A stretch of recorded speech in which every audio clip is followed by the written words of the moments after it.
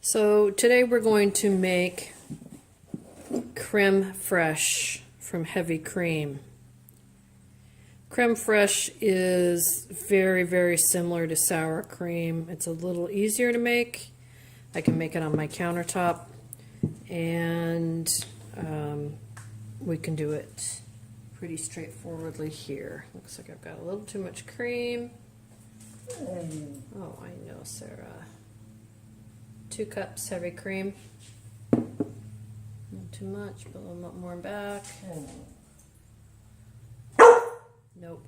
And then I'm going to put it in a clean and sterile mason jar, or cur jar is what this is, or ball jar, anyway, canning jar, or a glass jar. How's that? It doesn't even have to be a canning jar or the like. It can be a jar you're reusing. So I'm going to pour this in here, and I am going to let this come up to room temperature. I just pulled it out of the refrigerator, so I want this to be at room temperature. Then I'm going to add a little bit of buttermilk, and then we just let it sit on the counter. So right now I'm putting just a coffee filter over this, and I've got a ring that's a little bit too big, but it will make sure that the coffee filter stays on. So I'm going to leave this here while I put this back in the fridge, clean up a little bit, and then I'm going to wait a couple hours for this to get to room temperature, and then we'll add the buttermilk and leave it on the counter for 24 hours to become creme fraiche. So when you see us again through the magic, it will be 2 hours later. So I've also decided while the cream is coming up to temperature, I should also put aside the buttermilk to come to temperature. It's important that you use a cultured buttermilk. I don't like using reduced fat buttermilk, but it's all I could find. I went to 2 different grocery stores, and that's what they had, no full fat. So I'm going to use 3 tablespoons. 1, 2, 3. Put this back in the fridge, and I will also put a cover on this and let this come to room temperature so we can mix them together when they're both warm. So I've gone ahead and covered up the buttermilk to bring it to room temperature, and I've got the cream here as well, like I said, coming to room temperature. But I wanted to give a quick explanation to what the difference between sour cream and creme fraiche is.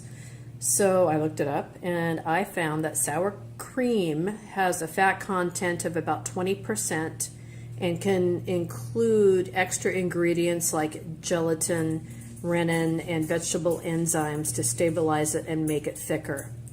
Creme fraiche, though, has a higher fat content of around 30% and does not contain any additional thickeners.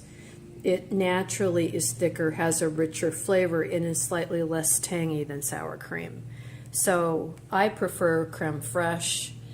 You may prefer sour cream, which is tangier, and you could refer back to my yogurt making video and make the Greek yogurt or the yogurt cheese and use that for sour cream if you would prefer, but there are many extra steps to that. None of them are very hard. There's just extra steps. So anyway, we'll come back when that's to room temperature. Okay, everybody, so it's been a couple hours, and my 2 cups of cream and my 3 tablespoons of cultured buttermilk have come to temperature. So I'm just going to add in my buttermilk. Again, 3 tablespoons to 2 cups of heavy cream. I'm going to mix this up, and I'm going to let it be happy for about 24 hours. And hopefully tomorrow afternoon, it's just about 5 o'clock in the afternoon, when I dip into this, it'll be nice and thick like a sour cream. But however, this will be creme fraiche, and it will be wonderful. So we're just going to put this in a place where it can be kind of warm out of draft, and we'll check back in about 24 hours. All right, everybody, so it's been 24 hours since I mixed the cream with the buttermilk, and I've already marked it sour cream. It is wonderful. Look how thick that is. Pull that out. So I used some for breakfast this morning already, but see how thick that is?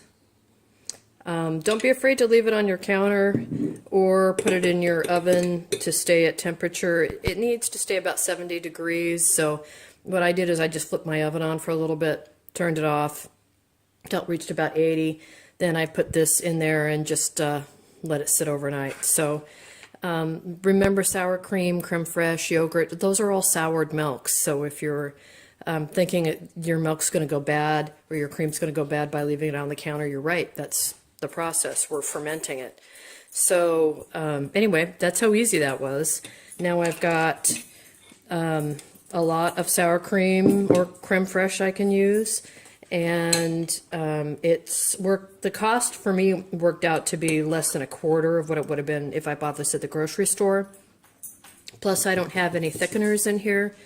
And even though the milk fat is higher, I think there's less byproduct in there. And if you're on a high-fat diet, this is something that you may want to try. So anyway, or a low-fat diet, just don't use too much of it. Take care. See you later. Bye.